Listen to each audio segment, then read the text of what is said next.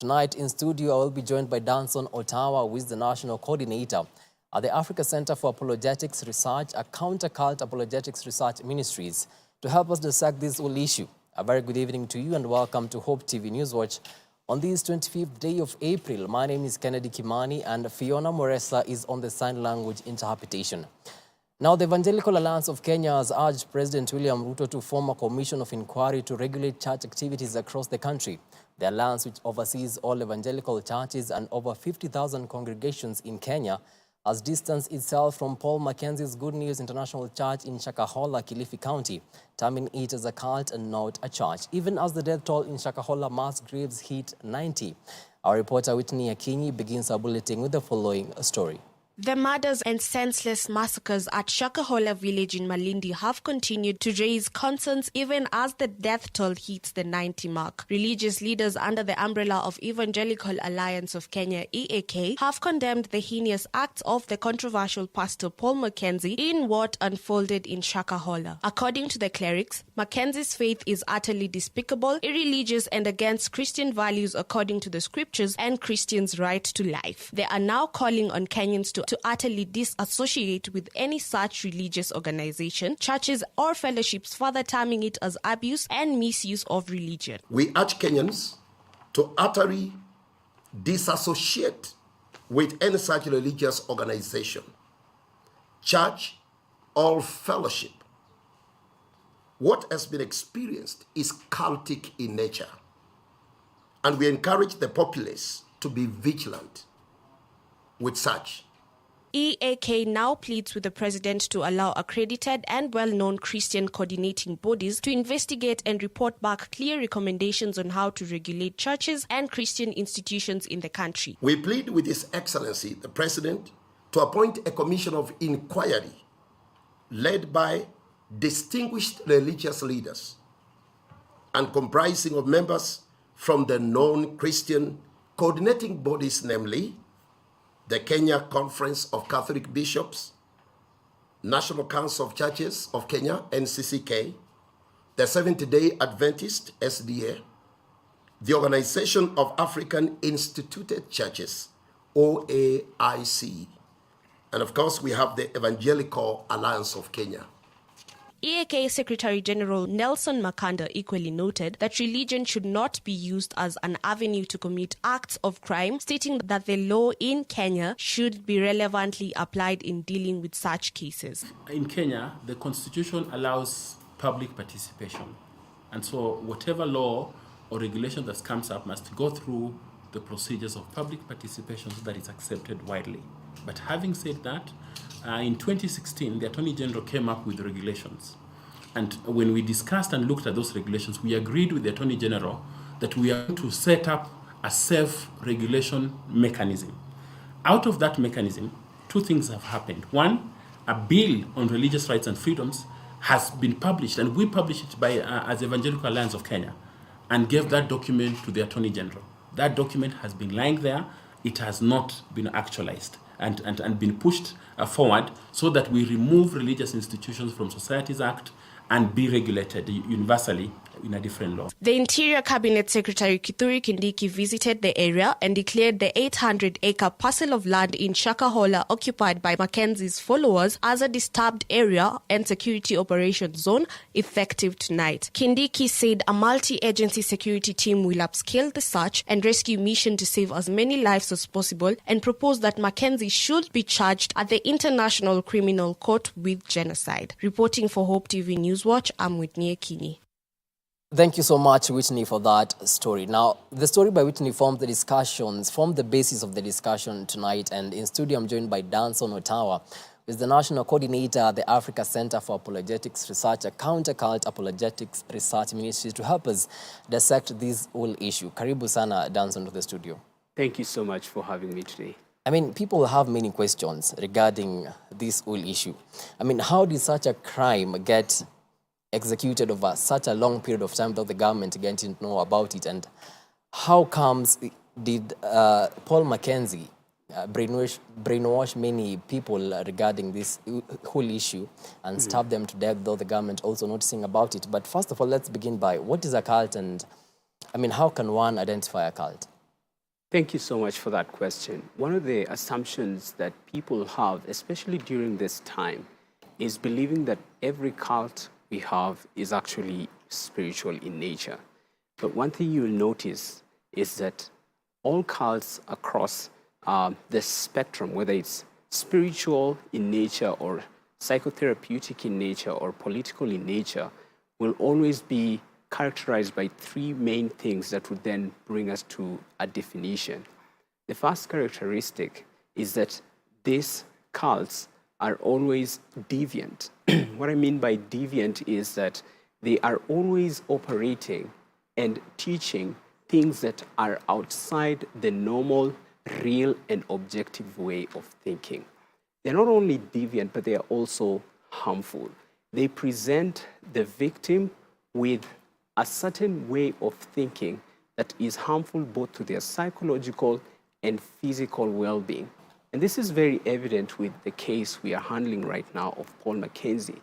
The fact that he would deny people the right to eating, the right to education, and also teaching against the right to medical care is just but a sign of how cults operate. But the last thing is control.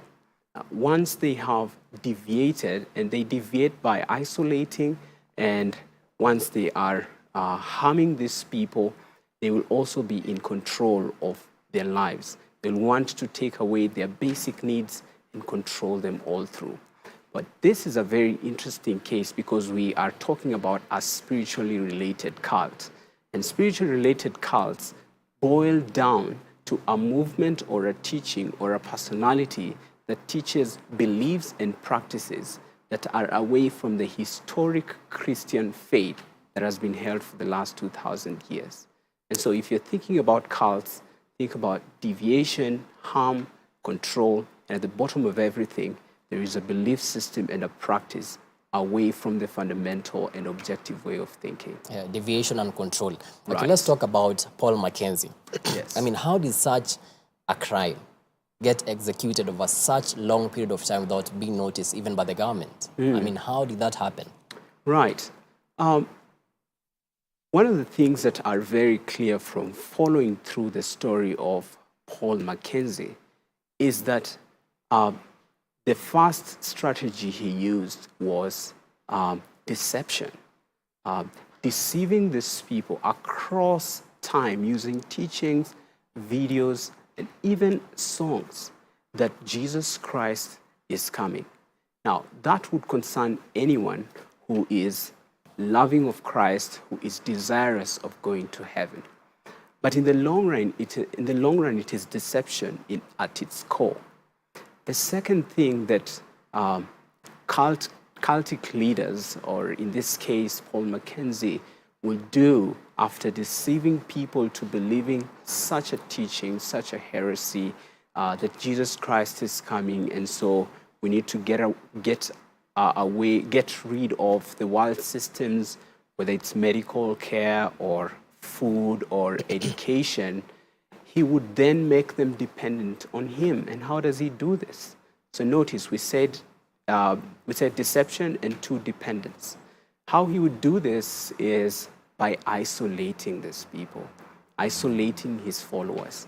And we have a very sad case here of a man who went and acquired 800 acres of land, and in the middle of that, where there is no access to people, no access to social services like police and hospitals and things like that, he would then make them dependent on him. That is both psychological and physical. And because this is happening across a long spectrum of time, these people are already psychologically manipulated. Now, after deceiving and after, of course, making them dependent, finally he would dread them. He would inflict fear in them. There is no world outside the reality that they are having right now. And of course, with the reality of going without food for so long, these people would fear that if they went back to their normal lives, Jesus Christ is going to come and he will miss them. they will miss heaven. And this promise of utopia, a reality that does not exist, hangs over their heads and deludes them over and over and over. So deception, dependence, and dread. Fear is an extremely useful tactic with these kinds of people. They will want you to dread the idea of not being close to them. And of course, death comes. Yeah. I mean, what makes people get lured so easily? You've seen even a hair hostess selling everything she has just to give to the pastor and join the cult. I mean, how easily do people get lured to these cults? Yeah. So there are two ways of thinking about this. We're thinking about the perpetrator here, who is the cultic leader, but we are also thinking about the followers who are the victims in this case.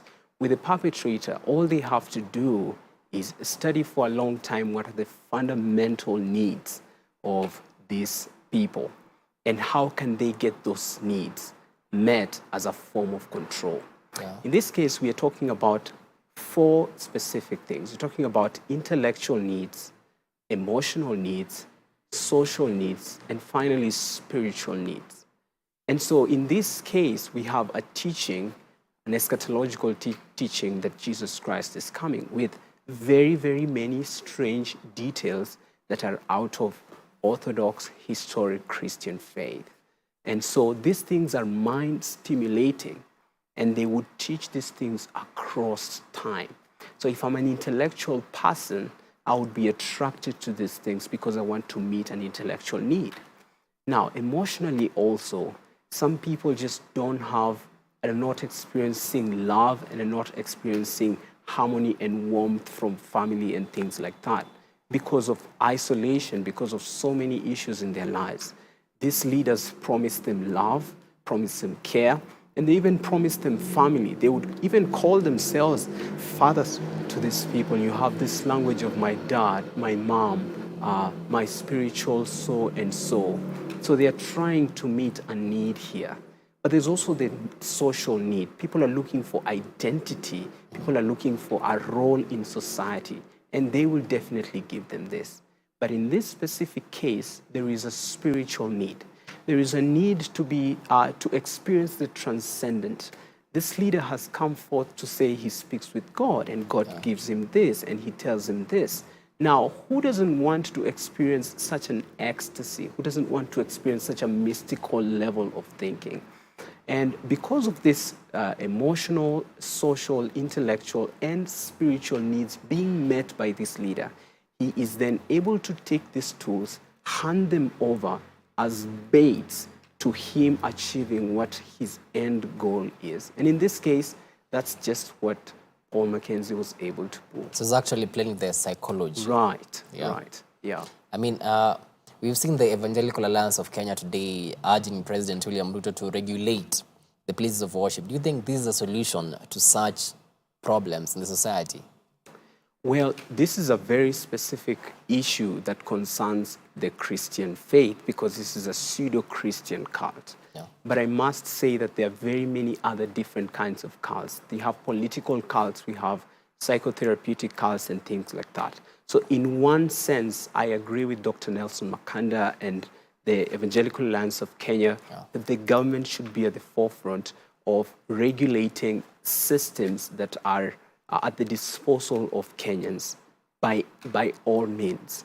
Now, when it comes to specifically the church, I believe that the church is able to build in itself mechanisms and policies that are able to regulate pastors, teachers, and all forms of authority in enabling a very, very healthy environment for believers. Now, once the church comes up with these policies and these mechanisms, they are able to communicate this very well and very sternly to the government and welcome the government to help enforce these things, especially as it regards to human dignity and the value of life. At the bottom of everything, God has mandated the government with ensuring that there is law and order, but above all, that humanity's dignity and value of life is appraised. And so I am seeing a situation where you have a symbiotic relationship between the church and the state, helping to ensure that there is human dignity and there is value of life.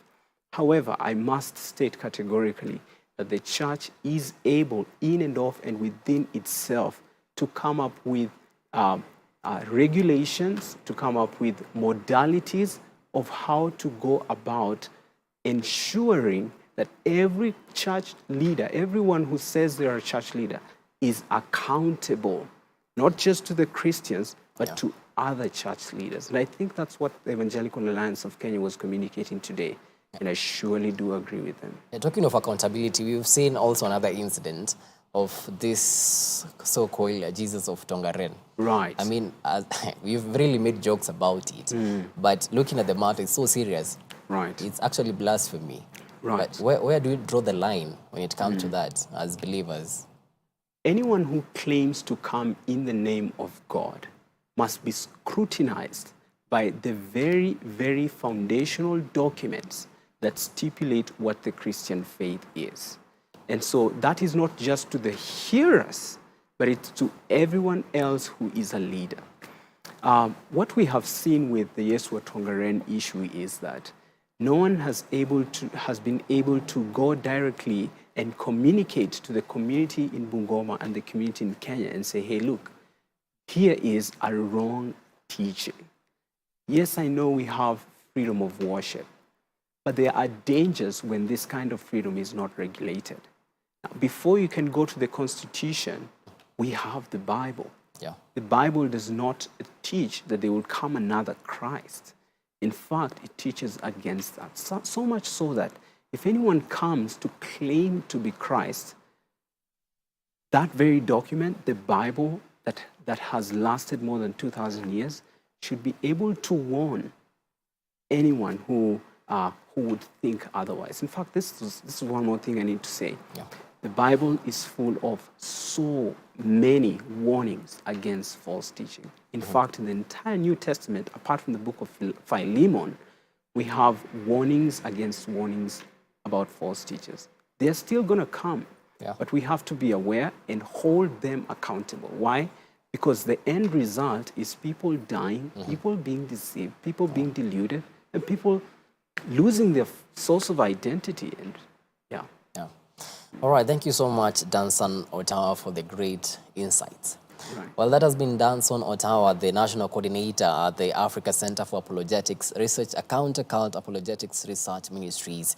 And with that, we go for a short news break, but after the break, we still have more news. Stick around.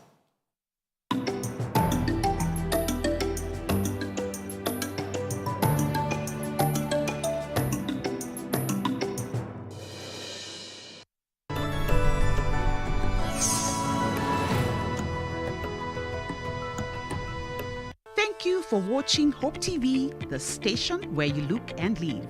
For feedback regarding our programming, you can WhatsApp us through 0708 222 323, SMS 22232, website www.hopemediakenya.org, or scan the QR code below.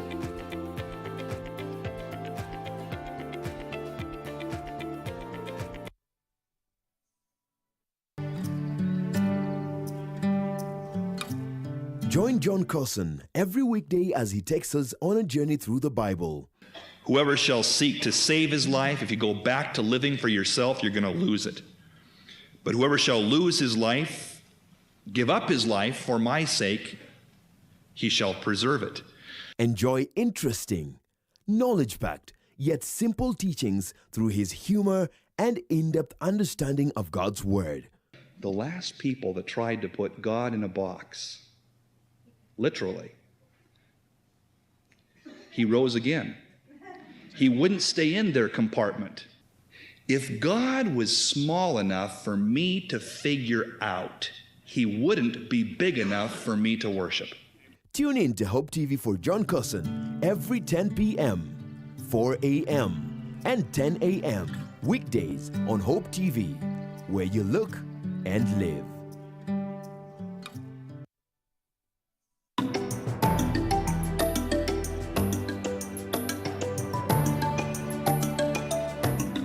back. Now, the bipartisan talks between Azimio and Kenya Kwanza have been suspended following a standoff over the inclusion of a last Member of Parliament, Adan Keynan, and his Pokot South counterpart, David Kosing. The standoff is now threatening to stall the talks, which entered the second day on Tuesday. Despite formation of the bipartisan committee, President William Ruto has insisted on parliamentary talks, while Azimio leader Raila Odinga has proposed negotiations outside Parliament. The position so far is that Jubilee still remains in Azimio. They have not exercised their rights under the coalition agreement to withdraw. And as such, there's no way one member of Jubilee who is part of Azimio can be part of the membership of the opposite team. We believe that the inclusion of the Honorable Adan Keynan is a matter of bad faith, because that position is known to Kenya Kwanza, it is known to everyone else who has cared to look into the matter. More importantly, thirdly, you will be aware that recently there's an issue that members of the Jubilee Party took to the Political Parties Dispute Tribunal. That is case number E001 of 2023. And what's important in that decision is that the action that was taken by the registrar to recognize certain changes within the Jubilee Party was actually nullified. And it brings it back to exactly where it was, what the lawyers call the status quo ante. As you can see, he's the only representative we have. If he's not there, that area is not represented. And therefore, in the eyes of Kenya Kwanza, we actually saw that as being fair and just. Number two, he has also a constituency that he represents. So it cannot be said he's going to sit in there to express his own personal opinions and feelings and whatever else he can express personally. If our appointing authority choose to withdraw any of those gentlemen on their own accord, because that can also be done. So until then, we've hit a stalemate and we've suspended these talks until such time as there might be consensus along the lines reached or the position changes. Away from that, and the Aga Khan University has officially launched 2 new undergraduate degree programs, which are Bachelors of Medicine and Bachelors of Surgery, and a Bachelors of Science in Nursing, after receiving a license from the Commission for University Education. The Commission for University Education approved the programs, which are expected to commence from September. Shortage of qualified healthcare specialists in the East African Community region, as well as the rising demand for healthcare services, including specialized healthcare, demographic changes, rising costs of care, and pressures arising from out-migration from the region. The bloc currently has less than 45 physicians, nurses, and midwives per 10,000 people. While the region's population has grown tremendously, corresponding investment in healthcare training has not kept pace. We have been focusing on quality. We have been building our quality systems. We have accreditations. Our hospital has Joint Commission accreditation, which is one of the highest accreditation that a healthcare facility can have, to kind of testify its patient safety and patient quality promise. And the purpose is to provide our undergraduate nurses, our undergraduate doctors, students, a phenomenal world-class educational experience. And this is what we promise. Now, the world has marked the World Malaria Day under the theme Time to Deliver Zero Malaria, Invest, Innovate, Implement. According to World Health Organization, statistics show that in 2021, there were 619,000 malaria deaths across the world, 247 million new cases of malaria in the same year, and 95% of all reported cases around the world are more prevalent in African countries. Here is our special feature for tonight by our features reporter Faith Imani Mugo. Malaria, a deadly disease transmitted by female Anopheles mosquito. According to the World Health Organization, malaria claims the lives of over 400,000 people every year, most of whom are children under the age of 5. Malaria is a parasitic disease caused by mosquito. And the type of the mosquito that causes malaria is called Anopheles mosquito, which is a female mosquito. We have about 5 types of parasites that causes malaria. One of them is Falciparum malariae, and also ovary. All those are types of the parasite that causes malaria. But the common one that causes malaria mostly, or the one that we have here, is usually Plasmodium falciparum, which is common and it's a photo parasite that can cause maybe complications of malaria. The signs and symptoms of malaria when somebody presents with malaria are several of them. We have one of them is a person present with headache, fever, chills, general weakness of the body. Others present also with vomiting. Malaria still remains a deadly disease, with many poverty-stricken families decrying poor environment and lack of essentials like mosquito net as the main issue affecting them. Jen says she, alongside with her family, have severally been diagnosed with malaria. Imagine imetusumbua sana tukiwa na mama mwingine jirani yangu hapa. Tumeteseka sana. Tumegojeka malaria. Tunawaita wasiki. Paka watoto wetu. Tumegundua na shida sana. Wakati korona ilikuja tukagojeka korona tukapeleka kwa hospitali bado. Hawasiki. Wakati wa kura ndio nakujaga hapa kuomba kura. Kusema ukweli tumeteseka sana. Imagine imekaa green. Juzi ndio nilienda nini? Uko na kadi yote ya hospitali? Kadi saa hizi nini? Next to her is Jerry, who says mosquitoes have been their companions, whether it rains or not, because of the environment they are living in. Maji inakuja mpaka hapa. Na hii maji hata wakati ya kiangazi iishi. Wakati ya mvua sasa hii uchafu yote inafagiliwa inaenda mpaka kwa nyumba. Kwa wakati ya kiangazi naye umbu. Hata saa hizi tulali kwa ajili ya umbu. Malaria iishi. Sasa tunakaa kukira sana hospitali labda tunaenda utiende. Daktari wakikuja watusaidii. Kwa ajili wanakuja tu na dawa ya maji. Na ni pakiti mbili. Itusaidii kabisa kwa ajili mosquito inatusumbua. Mzungu alikuja na neti. Na neti naye ndio hiyo ni ya mtu mmoja. Kwa nyumba natumia gumfoot. Anakanyaga Nje ndio natumia slippers. Sasa wakati kulinyesha maji imekuwa mingi hata tulali. Niko na kabiashara mahali pale.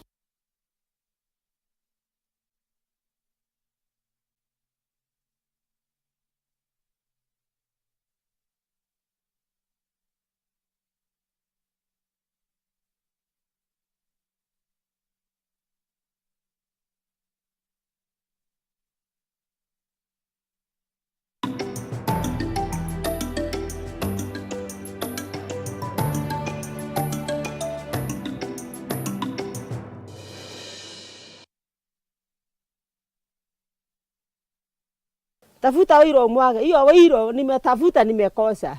Some of the challenges they decry of include lack of medical facilities near them, as getting to the nearest hospital is a real hassle. They say they try to keep their home clean, but it's difficult with so many mosquitoes around. Na ukienda huko hakuna dawa. Unaandikiwa tu, unaenda kununua dawa. Hebu niambie maji yote, utajizuia aje kusema ukweli? Ugonjwa inatubata. Na mimi niko na watoto wangu anaenda shule, niko na watoto watatu kwa nyumba. Wanasoma. Mmoja akagojeka akaraswa Bagathi. Malaria. Nikapiga kelele nikateta umama kijiji anitetea tukaenda naye utiende, akaniandikia rifaro, nikaenda Bagathi. Hakuna kitu hatusaidiangi. Lakini malaria nisika na ikashika mtoto wangu. Nikaenda utiende, nikatumwa Bagathi, watu wanisaidia. Kuku zangu sikagojeka na ndio nategemea hiyo. Nikauza sote. The only help she got recently of a mosquito net was brought to her by a well-wisher, as she is unable to school her children and at the same time buy essentials needed for protection against mosquitoes. Siwezi pata hiyo neti. Nang'ang'ana tu nilipe shule. Nikamwomba tu neti akaniletea. Wazungu ni wazuri, si mbaya. Akaniletea neti na akanibaia unga, mchere na sabuni. Joyce Wanja, the woman representative of the women in Bangladesh slum, says the situation is dire. Ile kitu inatushangaza sana. ni vile malaria iko mingi kwa hii kijiji. Na kusema ukweli, sisi kama hapa kuna CSV wenye wanaandikaga rifaro ya hospitali. Na kuhusu hizo rifaro, mtu akienda hospitali tunaendaga utiende. Ukienda unakuta mtu ni malaria ako nayo kwa wingi. Tukiuliza serikali tunaambiwa Nairobi hakuna malaria. Tukiomba net tunaambiwa Nairobi hakuna malaria, malaria iko Kisumu. Na kusema ukweli, malaria iko hapa Bangladesh, watu wanaenda hospitali kila siku. Na ni shida kwa sababu hata nauli hawana. Hatuwezi enda Kajiado, tunaenda Lang'ata. Kutoka hapa kwenda Lang'ata ni shilingi 150 asubuhi na kurudi ni 100. Ukienda mtu ni mgonjwa hata hajiwezi. Inatubidi sisi kama viongozi unagharamia. Na jaribu kuwafahamisha ya kwamba vile mnaweza jikinga wakati huu kuna ugonjwa wa malaria, vile kunanyesha hivi, ni vyema tujichunge na tutumie net, mosquito net, wakati wa usiku, wakati mnalala, wakati watoto wanalala, mnajaribu kuwachunga sana na kuwafunika vizuri na kwa ndani ya net, ili wasiweze kujipata na wakipatwa na malaria, especially wakati huu hata wanafunga shule. Ni vizuri kuwachunga na pia nanyi pia mjichunge vizuri. We met with a volunteer community healthcare worker who said they are doing what they can possibly do to ensure the community is well educated. Kazi yangu sana ni kuhamasisha our community more about malaria, vile wanaweza kutumia mosquito net, kuchunga watoto wakati kama huu. Malaria imekuwa kwa hali ngumu sana wakati kumenyesha. Watoto wasicheze kwa maji ambayo ni stagnant water. Tunajaribu kuwaelimisha kabisa jinsi ya kujikinga kutokana na ugonjwa huu wa malaria. Ni kwa sababu wasipotumia mosquito net tunapata tunaitwa usiku, wagonjwa ni wengi, watoto wanagonjeka, wanakosa kwenda mashuleni. Sasa tunajaribu sana kuhamasisha our community waweze kutumia net na kutreat ile net ili tuweze kujikinga vizuri na kukaa katika mazingira ambayo yanastahili. Medics, however, say statistically, malaria within Nairobi area has reduced drastically. Even though malaria is not so rampant in Nairobi and its environs, according to experts, a number of people living in slums, near rivers and other dumpy places are still being diagnosed with malaria every other day. Statistically, you can say malaria here in Logai and also in Nairobi has tremendously reduced. Because yes, mosquito is still there, but the mosquito that is here in Nairobi and within Logai, it's not affecting people with malaria. Unlike maybe up countries, places like Kisumu and Kisii, those sides, Western, there is a lot of mosquito that causes malaria those sides.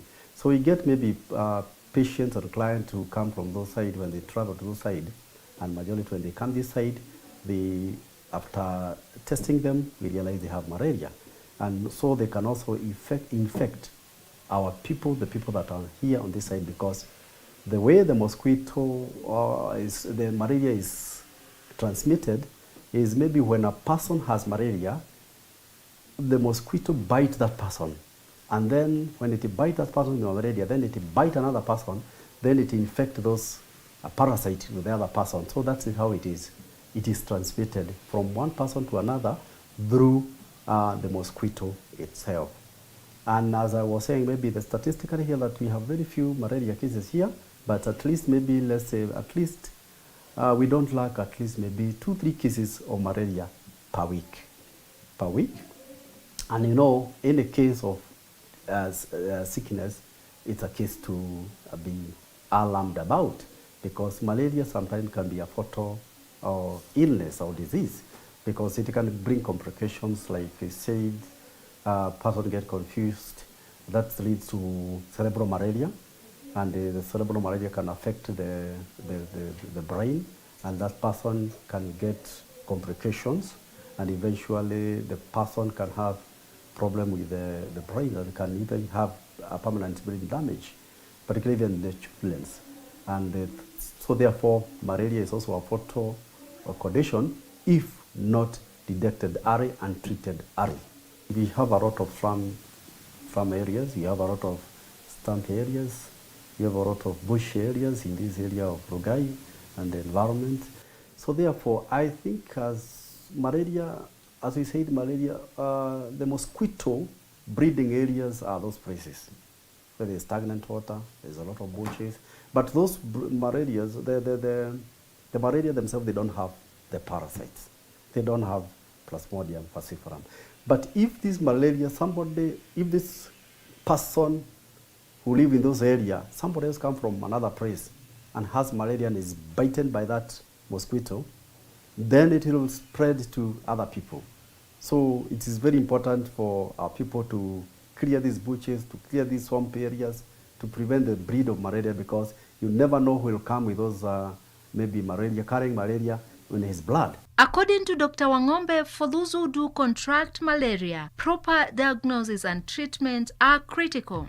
To confirm that somebody has malaria, these days we don't advocate with only signs and symptoms, as we have said earlier. You have to be done a lab test. You have to be done a blood test, because as I said, the symptoms that are presented with malaria, they can present with the flu. You can be having a flu and you think it is malaria. Then you go and buy medicine for malaria. Then you're thinking it is malaria, but it's a flu. So it is very important, when you think it's malaria, go to an established hospital where you can be done a blood test. And after doing the blood test, they confirm whether you have malaria, then you can start treatment. Because that is what has caused a lot of resistance of malaria drugs, because of over-the-counter drugs, or maybe people prescribing medication by themselves. They feel, I have headache, I have general weakness of the body, then they rush to either the pharmacy or maybe to the hospital, and then they present the symptom, then the doctor feel as if this is malaria, then he give the treatment. It has got a lot of resistance of medication. So we advocate, before you take a malaria drug, and which is a requirement of the Minister of Health and also WHO, we should be tested for malaria. Malaria is also a treatable condition, because once it is diagnosed, it's well treated. The treatment of malaria is done with the malaria drugs. We have the first line of treatment of malaria we call AL. This is the first line of treatment, and it is usually mostly effective for malaria. But if it will assist, then we can go to the second line of treatment, like quinine or artesunate, and usually the response is usually very good. The residents of Bangladesh all have one cry for the government to intervene in their situation to make their environment better. Kwa serikali yetu wajue Bangara kuna malaria, na malaria ni mingi. Waacha kukuja kutuletea tudawa saa ile tunakufa, na hawajui hata vile tunafikaga hospitali juu tumewachiliwa. Hii kijiji yetu, kusema ukweli kuhusu malaria, wasiseme hakuna malaria. Malaria iko mingi ya kutosha, na hata kama kuna hospitali ile ya kutoka nje inakuja kusimamia kijiji, wakuja tu watusaidie hapa, waseme hakuna malaria. Malaria iko kwa wingi, kwa wingi. Juu ukienda unaandikiwa malaria, hiyo malaria imetoka wapi? Sasa imekuwa shida kabisa. Kwa hivyo tunaomba serikali hakika watusaidie hapa, watusaidie kabisa. MCA wetu kama ananisikia, atusaidie kabisa kabisa, kwa unyenyekevu. Kama wewe ni wetu, tulikupenda tukakuchagua tukakurudisha mara nyingine, hakika usituachilie na shida hii. Medics say prevention of malaria is however better than cure. The other major things is maybe, which you usually advocate for clients even after treatment, is how to prevent them from getting malaria, which is very key. And one thing of prevention of malaria is we advise people to use nets when they are sleeping, mosquito nets, particularly on children and mothers that are pregnant, because they are more at risk than the other people. Because you know the immune system of a mother who is pregnant are very low. The immune system for children that are 5 years are also very low. So that's why we advocate for children under 5 and or everybody to use mosquito net. Another thing is clearing the bush, because mosquitoes like a place where there is a lot of bush.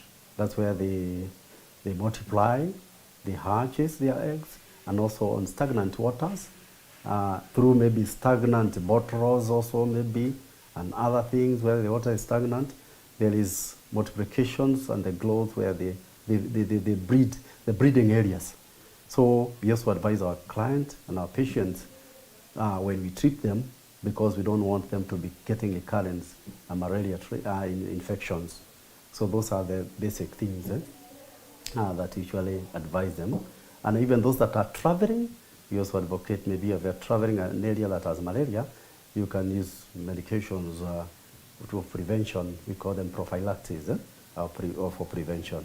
And even mothers that are also pregnant, we also advise them to use prophylaxis to prevent themselves from getting malaria. It is clear that progress is being made, but there is still so much to be done to eliminate malaria. On this World Malaria Day, let's remember that by working together, we can make malaria a thing of the past. Malaria still remains a deadly disease. Unfortunately, people living in poverty-stricken areas find themselves at more risk of contracting this deadly disease. Faith Imani Mugo for Hope TV Newswatch.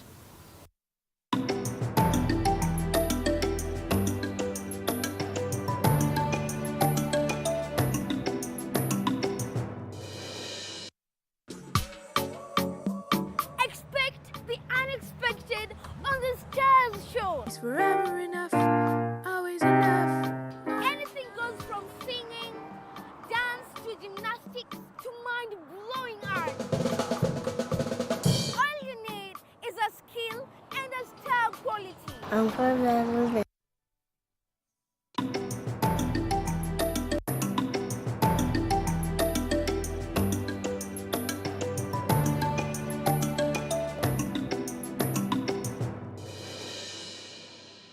Welcome back. The Council of Governors, Agriculture, Livestock and Cooperative Committee has declared the implementation of the coffee reforms.